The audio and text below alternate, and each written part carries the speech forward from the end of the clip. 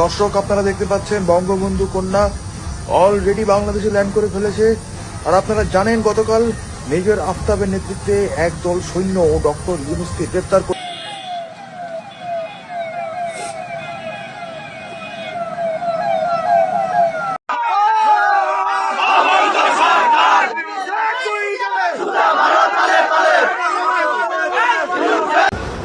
আমার মতো একটা সুমনের আটকায় রাখলে তো হবে না। লক্ষ লক্ষ সুমন বাংলাদেশ আওয়ামী লীগের আছে। শেখ হাসিনা আসবে, বাংলাদেশ আসবে।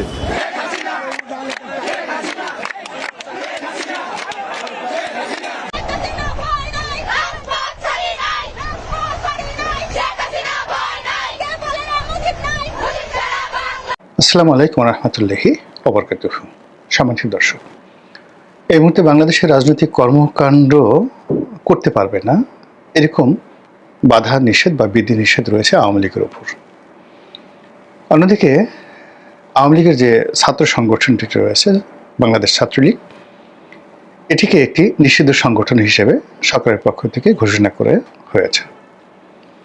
ফলে কাগজে কলমে বাংলাদেশে কোনো রাজনৈতিক তৎপরতা চালানো এবং যে সকল বাক স্বাধীনতা বলেন, তারপর যে সকল সাংবিধানিক যে রাইটস রয়েছে, দ্য পলিটিক্যাল রাইটস, মিছিল করা, সভা সমিতি করা, সমাবেশ করা, এমনকি নির্বাচন করা, এই অধিকারগুলো এই মুহূর্তে আওয়ামী লীগের নেই। আর ছাত্রলীগ যেহেতু একেবারে নিষিদ্ধ, কাজেই তারা যদি এই ধরনের কোনো কর্মকাণ্ড করার চেষ্টা করে তাহলে আইন অনুযায়ী দেশের সর্বোচ্চ যে শক্তিমত্তা রয়েছে, সেই শক্তিমত্তা হলো যে রাষ্ট্রশক্তি প্রয়োগ করবে। এখন সেই শক্তি প্রয়োগের নমুনা কেমন হতে পারে তার একটি ঘটনা আপনারা দেখেছেন যে চট্টগ্রামের একজন শীর্ষ পুলিশ কর্মকর্তা, সম্ভবত চট্টগ্রাম মেট্রোপলিটন পুলিশ কমিশনার, তিনি ওয়্যারলেসে যে নির্দেশনা দিয়েছেন তার অধীনস্থ কর্মকর্তাদেরকে, ওটা এখন রীতিমতো ভাইরাল হয়ে পড়েছে। সেক্ষেত্রে সন্ত্রাসী বলতে কাদেরকে বোঝানো হয়েছে এটা মোরালেস আমরা সবাই বুঝি। অর্থাৎ ছাত্রলীগের কোনো নেতাকর্মী বা আওয়ামী লীগের কোনো নেতাকর্মী যদি কোনো কর্মকাণ্ড করার চেষ্টা করে, এর বাইরে অন্য সন্ত্রাসী যারা আছে তারা তো থাকবেই। তাদের প্রতি যে আচরণ করতে বলা হয়েছে, ডাইরেক্ট একেবারে কি একটা অস্ত্র আছে, সেই অস্ত্র দিয়ে গুলি করার যে নির্দেশনা তিনি যেভাবে দিয়েছেন, হুকুম দিয়েছেন, এটি নিয়ে এখন তোলপাড় চলছে। এর অর্থ যে সরকার এখন কোনো অবস্থাতেই ঝুঁকিতে যাবে না এবং কোনো কিছু বরদাস্ত করবে না। এখানে চট্টগ্রামটাকে সরকার খুব, যাকে বলা হয়, তাদের অত্যন্ত গুরুত্বপূর্ণ একটি এলাকা বলে তারা মনে করে কয়েকটি কারণে। এখানে ডক্টর মোহাম্মদ ইউনূসের বাড়ি। তো কাজেই চট্টগ্রামের এই অঞ্চলে যদি আওয়ামী লীগের, ছাত্রলীগের বাড়াবাড়ি হয়, মিছিল মিটিং হয়, তাহলে এটা আসলে সরকারের জন্য খুব একটি স্পর্শকাতর একটি বিষয়। দ্বিতীয়ত, এখানে স্বরাষ্ট্র মন্ত্রণালয়ের যে দায়িত্বে যাকে দেওয়া হয়েছে, খুদাবক চৌধুরী, ওনার বাড়ি কিন্তু চট্টগ্রামে। তো কাজেই চট্টগ্রামে যিনি মেট্রোপলিটন কমিশনার আছেন, ডিসি আছেন, বিভাগীয় কমিশনার আছেন, ধরে নেওয়া হয় যে তারা সরকারের সবচেয়ে বিশ্বস্ত এবং ঘনিষ্ঠ ব্যক্তি হিসেবে সেখানে গিয়েছেন এবং সেখানকার শান্তি শৃঙ্খলা রক্ষা করা এবং পুরো পরিস্থিতি সরকারের অনুকূলে রাখার একটা কমিটমেন্ট তাদের থাকবে। এবং সেই কারণে যে পুলিশ কর্মকর্তা রয়েছেন, ন্যাচারালি তিনি তার সর্বশক্তি নিয়োগ করে তার যারা নিয়োগকর্তা রয়েছেন, তাকে যারা ওখানে পোস্টিং দিয়েছেন, তাদের পারপাস তিনি সার্ভ করবেন, এটাই বাংলাদেশের একটা ট্র্যাডিশন। তো কাজেই আমরা এখন তার সে বক্তব্য নিয়ে খুব সিসি করছি, অথচ এরকম ঘটনা আওয়ামী লীগ জমানাতে হয়েছে, বিএনপির জমানাতে হয়েছে, এবং এখনও বিএনপির, জামাতের যে সকল কর্মকর্তা রয়েছেন তারাও কিন্তু স্ব এলাকাতে তাদের আধিপত্যই সরকারি কর্মকর্তাদের মাধ্যমে দেখানোর চেষ্টা করছেন। এরপরে যেটি আছে সেটি হলো চট্টগ্রাম এবং সংলগ্ন যে অঞ্চল, সেখানে জামাতের একটা ব্যাপক প্রভাব রয়েছে, বিশেষ করে চট্টগ্রাম শহরে। তো সেখানে যদি আওয়ামী লীগের লোকজন কোনো অনাসৃষ্টি তৈরি করে, সেটা আসলে সরকারের কাছে জামাতের যে একটা ভাবমূর্তি রয়েছে, সেই ভাবমূর্তিও থাকে না। ফলে এখানে জামাতের নেতাকর্মীরা এনসিপির নেতাকর্মীরা, সরকারের কর্তা ব্যক্তিরা সবাই মিলে রাষ্ট্রশক্তিটিকে পরিপূর্ণভাবে সন্ত্রাসীদের বিরুদ্ধে, নিষিদ্ধ ঘোষিত ছাত্র সংগঠন ছাত্রলীগের বিরুদ্ধে এবং কার্যক্রম স্থগিত থাকা আওয়ামী লীগের বিরুদ্ধে সর্বোচ্চভাবে ব্যবহার করবে, তারই একটা নমুনা কিন্তু চট্টগ্রামে আমরা দেখতে পেয়েছি। একইভাবে আমরা দেখতে পাচ্ছি যে সারা বাংলাদেশে যাকে বলা হয় আওয়ামী লীগের যে লকডাউন কর্মসূচি, সেই লকডাউন কর্মসূচিটাকে ভেস্তে দেওয়ার জন্য, জনমনে লকডাউনকে নিয়ে যেন কোনো রকম আতঙ্ক তৈরি না হয়, এই জন্য সরকার যে কর্মকাণ্ড শুরু করেছে তার ফলে মানে পুরো পরিস্থিতিটা সরকারের জন্য বুমেরাং হয়ে পড়েছে। এখানে একটি বিষয় খুব বলার দরকার। গত 14 মাসে আমরা যে জিনিসটি টের পেয়েছি, বুঝতে পেরেছি শতভাগ, সেটা হলো এই সরকার সব বুঝে, রাজনীতি বোঝে না। মানে ঠিক ওই যে আল মাহমুদের সেই বিখ্যাত কবিতা, ও পাড়ার সুন্দরী রোজেনা, সারা অঙ্গে ঢেউ তার, তবু মেয়ে কবিতা বোঝে না। তো এই কবিতার মতোই পলিটিক্যাল একটি চেয়ারে বসে সরকার সবার আগে যেটি বোঝার দরকার ছিল সেটা হলো রাজনীতি, সেই রাজনীতি বোঝে না। ফলে কি হলো, এই সময়টিতে একটি যাকে বলা হয় মানে অগ্রহণযোগ্য একটি তথ্যগত ভুল কিংবা ধরুন একটা বোগাসবো প্রকৃতির থ্রেট, এটাকে সরকার যেভাবে নিজ হাতে ম্যাটেরিয়ালাইজ করছে, নিজ হাতে এটাকে একেবারে মশলা দিয়ে মাখাচ্ছে, পাকাচ্ছে, কাবাব বানাচ্ছে, উপাদেয় খাবার তৈরি করে আওয়ামী লীগের মুখে তুলে দিচ্ছে। আওয়ামী লীগ তো মহা খুশি। এর কারণ হলো আপনাদের একবার মনে আছে যে বিএনপির জমানাতে আব্দুল জলিল সাহেব সে একটা ট্রাম কার্ড ঘোষণা করেছিলেন, এটা বোকাজবো ছিলেন এবং এটা শেখ হাসিনা নর্মালি মজা করার জন্য তিনি বলছেন যে আমি তো বলিনি, আমার সাধারণ সম্পাদক একটা ট্রাম কার্ডের কথা বলছে, এতেই মানে সরকার মানে বিএনপি সরকার মানে মানে তছনছ হয়ে যাচ্ছে, তা আমি ঘোষণা করলে কি হতো। এবং ওই দিন দেখা গেল যে অনেক বড় পত্রপত্রিকাগুলো যারা সরকার সমর্থক তারা প্রচার করা শুরু করলো, ওই দিন এটা হবে, 10 লক্ষ লোক ঢাকা শহরে আসবে, ওই এনজিওর মাধ্যমে টাকা দেওয়া হচ্ছে ইত্যাদি ইত্যাদি। পরে ঘটনার দিন দেখা গেল যে 500-600 লোকও শহীদ মিনারে আসলো না।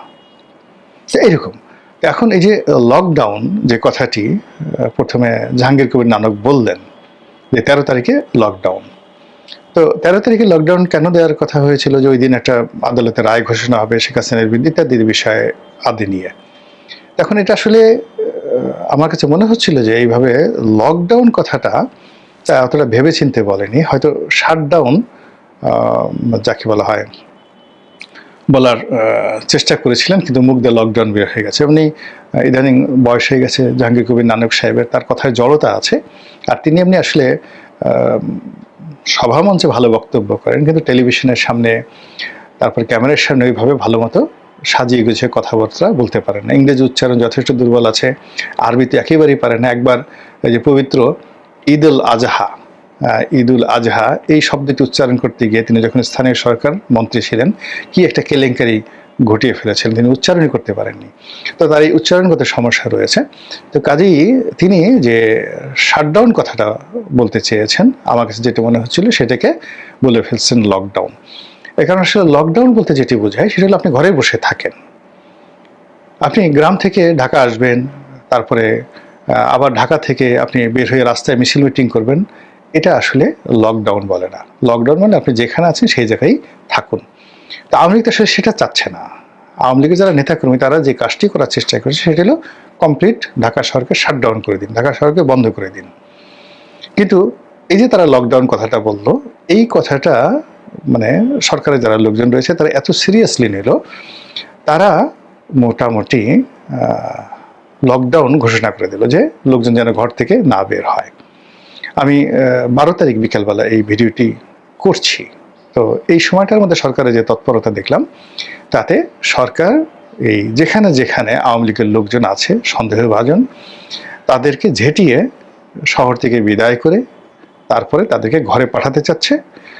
তারপর যারা অবাধ্য হয়ে রাস্তায় নামার চেষ্টা করছে তাদেরকে ধরছে, আর নিজেরা এমন হম্বিতম্বি করছে, যার ফলে কি হচ্ছে, সারা শহরে সারা দেশে একটা ভীতি ছড়িয়ে পড়েছে।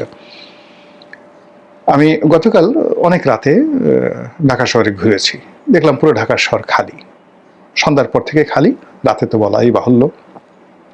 আর আজকে এই যে সময়টাতে যে ভিডিও করছি, আমার অফিসের আশেপাশে বলতে গেলে সবচেয়ে ব্যস্ততম এলাকা পল্টন এলাকা, এখানে মানে একেবারে খালি, লোকজন নেই। এটা মোটামুটি সরকার বাহাদুরের বদৌলতে আওয়ামী লীগ এই মানে তাদের যে লকডাউন সেটাকে শাটডাউনের দিকে নিয়ে গেছে। পত্রপত্রিকাগুলো ভীতি ছড়াচ্ছে, যেখানে সরকার বলছে যেমন কোনো রিপোর্ট করা যাবে না ভীতি ছড়ানোর জন্য। এখন কোন সেই অফিসের সামনে কে পেট্রোল ঢাললো, কে বাস পোড়ালো, এগুলো কি এমনভাবে প্রমোট করা হচ্ছে যে চারিদিকে এটা ভীতি ছড়িয়ে দেওয়া হচ্ছে, এবং আওয়ামী লীগের লোকজন এখানে খুব মজা পাচ্ছে।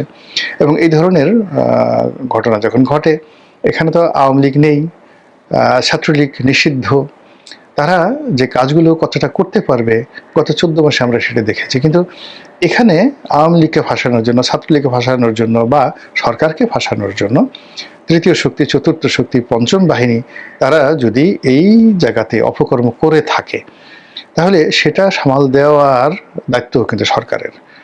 সরকার যদি সব কিছু মানে যাকে বলা হয় এখন এই যে সারা বাংলাদেশে এই মুহূর্তে যা কিছু হচ্ছে, যেভাবে পত্রপত্রিকা আসছে, এর দায় দায়িত্ব যদি পরিপূর্ণভাবে যাকে বলা হয় আওয়ামী লীগের উপর দেওয়া হয়, ছাত্রলীগের উপর দেওয়া হয়, নিষিদ্ধ ঘোষিত ছাত্রলীগের উপর দেওয়া হয়, তাহলে তো কেল্লা ফতে। ধরে নিতে হবে যে তারা সরকারের ভিত্তি নাড়িয়ে দিতে পারে, তারা লকডাউন বলে শাটডাউন করে দিতে পারে, শাটডাউন বলে লকডাউন করে দিতে পারে। এবং এই যে প্রতিপক্ষকে ভয় পাওয়া এবং প্রতিপক্ষকে বেশি প্রিভিলেজ দেওয়া, এটি কিন্তু একটা সরকারের সবচেয়ে বড় দুর্বলতা। আবার প্রতিপক্ষ শক্তিমত্তাকে যদি হীন করে দেখা, যেটা আওয়ামী লীগের পতনের মূল কারণ। তারা এই যে যখন ছাত্ররা আন্দোলন করছিল, ঠিক সেই সময়টা উনি যখন চীনে গেলেন, তখন আমি একটা ভিডিও বানিয়েছিলাম যে ওনার আসলে এই মুহূর্তে চীনে যাওয়াটা ঠিক হচ্ছে না। এটাকে আমি বলছিলাম যে এই পচা শামুকে কিন্তু শেখ হাসিনার পা কাটবে। আপনারা দেখুন যে শেখ হাসিনার পতনের আগে তিনি চীনে গেলেন, চীন থেকে আসলেন, এসে তিনি যাকে বলা হয় এই সংবাদ সম্মেলন করলেন এবং সেখানে রাজাকারের বাচ্চা কাচ্চা বলেন, আর পুরো জিনিসটা তার নিয়ন্ত্রণের বাইরে চলে গেল, রাজাকারের নাতিপুতি। তো উনি যখন চীনে যাবেন পরিকল্পনা হলো, তখন আমি বললাম যে ওনার এই চীনে যাওয়াটা ওনার জন্য বুমেরাং হয়ে যাবে। আবার উনি যখন আসলেন, আমি বললাম যে উনি ওখান থেকে অপমানিত হয়ে আসছেন, কাজেই এই মুহূর্তে তার সংবাদ সম্মেলন, প্রতিবার যেভাবে এসে তিনি সংবাদ সম্মেলন করেন, তো এইবার তার এই সংবাদ সম্মেলন করাটা ঠিক হবে না। কিন্তু দেখেন সেই কাজটি করতে গিয়ে নিয়তির কোন পর্যায়ে চলে গেছে। এবং পুরো আন্দোলনটি সেই একদম খুব কাছের থেকে দেখেছি। আমি যেহেতু তখন একেবারে রাজপথের একজন সাধারণ কর্মী ছিলাম, প্রতিদিন রাতেই টকশো করেছি, সরকারের একেবারে যাকে বলা হয় মানে টার্গেট, মানে নাম্বার ওয়ান টার্গেট, মানে যাকে বলা হয়, আমার যদি পরিচিত ফেস না হতো তাহলে আমার ভাগ্য হয়তো ইলিয়াস আলীর মতো হতো। তো ওই পর্যায়ে আমি একের গভীরভাবে রাজপথকে যেভাবে দেখেছি, এবং আপনারা দেখেন যে সর্বশেষ দুটো টকশো যেটা রাজপথকে মানে একেবারে রীতিমতো রাজপথের কোর্স অফ অ্যাকশন চেঞ্জ করে দিয়েছিল, সেটা হলো চ্যানেল আইতে বিচারপতি মানিকের সঙ্গে যে টকশোটা হয়েছিল দীপ্তি চৌধুরীর সঞ্চালনায়, আমার সঙ্গে জাস্টিস মানিক এবং দীপ্তি চৌধুরী। এবং ওই টকশোতে যা কিছু হয়েছিল আপনারা একটু দেখলেই বুঝতে পারবেন যে ওখানে কি হয়েছিল, এবং ওই পরিস্থিতি যে রিপারকাশন তৈরি করেছিল ওই টকশোর যে ঘটনাটি, তার ফলে পুরো আন্দোলন কিন্তু দাবানল হিসেবে মানে দাও দাও করে জ্বলে উঠেছিল। তো কাজেই আমি আমার জায়গা থেকে সবাইকে সতর্ক করার চেষ্টা করেছি, মানে সবাইকে যাকে বলা হয় সাহায্য করার চেষ্টা করেছে। এবং এখনই সেই প্রথম দিন থেকে গত 14 মাস ধরে বিএনপিকে যে কথাগুলো বলছি, ডক্টর মোহাম্মদ ইউনূসকে যে কথাগুলো বলছি, এটা আপন ভাইও বলে না। তো এখন এই যে বর্তমান যে অবস্থাগুলো হচ্ছে, এই অবস্থাতে সরকার এই যে লকডাউন নিয়ে, শাটডাউন নিয়ে যে কাণ্ড কারখানা করছে, এবং সরকারে যারা আপনজন, একান্ত আপনজন স্টেক হোল্ডার আছেন, বিভিন্ন পত্র পত্রিকা, সাংবাদিক, যারা চায় যে ডক্টর মোহাম্মদ ইউনূস দীর্ঘদিন থাকুক, বিভিন্ন রাজনৈতিক দলের নেতৃবৃন্দ যারা ডক্টর মোহাম্মদ ইউনূসের খুব কাছাকাছি, তারা এখানে সান্ত্বনা না দিয়ে কাউন্টার রাজনৈতিক প্রোগ্রাম না দিয়ে উল্টো রাষ্ট্রশক্তিকে ব্যবহার করে যে ভয় ভীতি তৈরি করছে, এর ফলে সরকার যে ভয় পেয়ে যাচ্ছে, এটাই আওয়ামী লীগের জন্য একটা নতুন উল্লাস তৈরি করবে, আনন্দ তৈরি করবে। তারা একটা ফুর্তি একটা ইস্যু পেয়ে যাবে, এবং তাদেরকে যারা মানে মাথায় করে নাচছে ভারত, তারাও চিন্তা করে পেয়ে গেছে, এবং আগামীতে এই ধরনের কর্মকাণ্ড করতে তারা আরও বেশি মানে স্বাচ্ছন্দ্য বোধ করবে। এবং আজকে আমি যে ভিডিওটি করলাম, লকডাউন আগামীকাল, আপনারা লিখে রাখেন, এখানে কিছুই হবে না, কিছুই হবে না। ওই দিন ঢাকার রাজপথ ঠিক থাকবে, এরপর উত্তরাঞ্চলে একটু শীত বেশি পড়বে, ঢাকা শহরে হালকা একটু শীত শীত অনুভব হবে, সারাদিন সূর্য ভালোভাবে আলো দেবে, এর বাইরে কিছুই হবে না। আর আজকে মানে দেখা যাচ্ছে এই যে আমরা যে সরকারকে যে উত্তেজিত অবস্থায় দেখছি, সরকার আজকে সারাটা রাত আতঙ্কে কাটাবে, এবং আতঙ্ক কাটার পরে কালকে সকালবেলা যখন দেখবে কিছুই ঘটে না, তখন এই যে ৩-৪ দিন বা এক সপ্তাহ যে তাদের ক্লান্তি, এই ক্লান্তিতে তাদের অনেকের যাকে বলা হয় নিউমোনিয়া হয়ে যাবে, অনেকের জ্বর হবে, অনেকের পেট খারাপ হয়ে যাবে। টেনশনে তো মানুষের পেট খারাপ হয়ে যায়। আর মধ্যখানে আওয়ামী লীগ তখন দূর থেকে হাসবে যে কি একটা কথা বল